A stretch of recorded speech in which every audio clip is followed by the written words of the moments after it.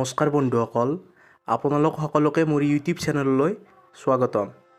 আজিৰ এই ভিডিঅ'টোত মই শ্বেয়াৰ কৰিম কেনেকৈ মই প্ৰথম প্ৰচেষ্টাতে DLED এন্ট্ৰেন্স এক্সাম সফলতাৰে ক্ৰেক কৰিব পাৰিলোঁ আৰু কি ষ্ট্ৰেটেজি ফ'ল' কৰিছিলোঁ।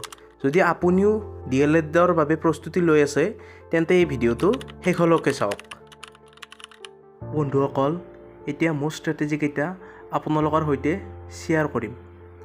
ষ্ট্ৰেটেজি নম্বৰ 1, চিলেবাছৰ বাহিৰে একো নপঢ়িব। অৰ্থাৎ বহুতে সকলো কিতাপ কিনি পঢ়িবলৈ আৰম্ভ কৰে। মই তেনে কৰা নাছিলোঁ। মই প্ৰথমতে চিলেবাছ প্ৰিণ্ট কৰি লৈছিলোঁ, তাৰপিছত কেৱল চিলেবাছত থকা টপিকবোৰহে শেষ কৰিছিলোঁ। তাৰপিছত আহিল strategy number 2, previous year question.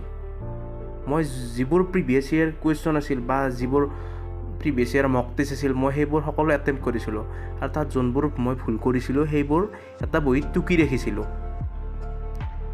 আৰু যিবোৰ ভুল মই বহীটোত টুকি ৰাখিছিলোঁ সেই ভুলবোৰ মই বাৰে বাৰে ৰিভাইজ কৰি আছিলোঁ যাতে সেই ভুলবোৰ পুনৰাবৃত্তি নহয়। তাৰপিছত আহিল ষ্ট্ৰেটেজি নম্বৰ 3, উইক ছাবজেক্টৰ পৰা পলাই নাযাব। অৰ্থাৎ কিছুমানে কি কৰে, যোনবোৰ দুৰ্বল ছাবজেক্ট আছে বা মেথছ বহুতে ভয় কৰে, সেই ছাবজেক্টৰ পৰা এৰাই চলে, অৰ্থাৎ মেথছ নকৰে। যিটো বিষয় ভাল নালাগিছিল ঠিক সেই বিষয় দিয়ে প্ৰথম পঢ়িছিলোঁ। মোৰো তেনেকুৱা আছিল। ধৰক মই এডুকেশ্যন ছাবজেক্টটো ভাল পোৱা নাছিলোঁ, কিন্তু এডুকেশ্যন ছাবজেক্টটোক বেছি গুৰুত্ব দিছিলোঁ। মই ষ্টাডি ইনচাইট চেনেলটোৰ পৰা এডুকেশ্যন টাইপ কুৱেশ্যনবোৰ বেছিকৈ পঢ়িছিলোঁ, কাৰণ উইকনেছ লুকুৱাই ৰাখিলে এক্সামত নম্বৰ নাই। গতিকে সেইটোক আমি ষ্ট্ৰং পইণ্ট হিচাপে বনাব লাগিব। বিশেষকৈ মই এডুকেশ্যনটোক বনাইছিলোঁ। এতিয়া আমি আহিম ষ্ট্ৰেটেজি নম্বৰ 4, যোনটো হৈছে ৰিভিজন। যে এক্সামৰ আগত কেইদিনমান মই নতুন একো আৰম্ভ কৰা নাছিলোঁ, কেৱল ৰিভিজন কৰিছিলোঁ, আৰু যিটোৱে মোক এই এক্সামটোত সফলতা দিছিল। আৰু প্ৰত্যেকটা এক্সামৰে মূল হ'ল ৰিভিজন।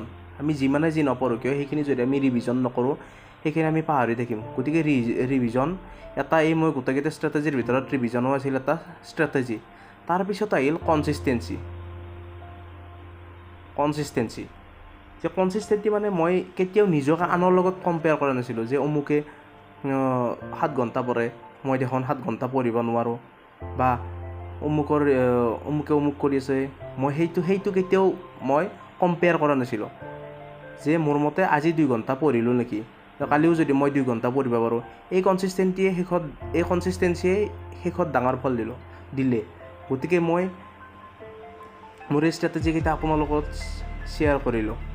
শেষত এটা কথাই ক'ম, যে এণ্ট্ৰেন্স এক্সামত সফলতা কেৱল বেছি পঢ়া মানুহৰ নহয়, সফলতা সেইজনৰ যিয়ে স্মাৰ্ট প্লেন বনায়, নিয়মীয়াকৈ ফ'ল' কৰে আৰু শেষ মুহূৰ্তলৈকে হাৰ নামানে। যদি আপুনিও আগন্তুক DLED এণ্ট্ৰেন্স বা আন কম্পিটিটিভ এক্সামৰ বাবে প্ৰস্তুতি চলাই আছে, আজিৰ পৰা এটা কাম কৰক, ৰেণ্ডম ষ্টাডি, অৰ্থাৎ যিকোনো এটা পৰীক্ষাৰ কাৰণে বা নতুন পৰীক্ষা আহিলে তাৰ বাবে এপ্লাই কৰিলোঁ, কোনোবা এটা পৰীক্ষা তাৰ বাবে এপ্লাই কৰিলোঁ, বা যিকোনো পঢ়ি থাকোঁ, সেনেকুৱা নহয়, ৰেণ্ডম ষ্টাডি নহয়। প্লেন কৰি ষ্টাডি আৰম্ভ কৰক।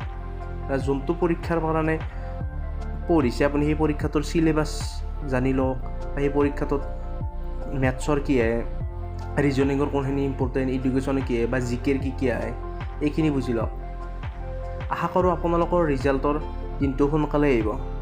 ধন্যবাদ। ভিডিঅ'টো ভাল লাগিলে লাইক কৰিব, কমেণ্ট কৰি জনাব আৰু চেনেলটো ছাবস্ক্ৰাইব কৰি লগত থাকিব।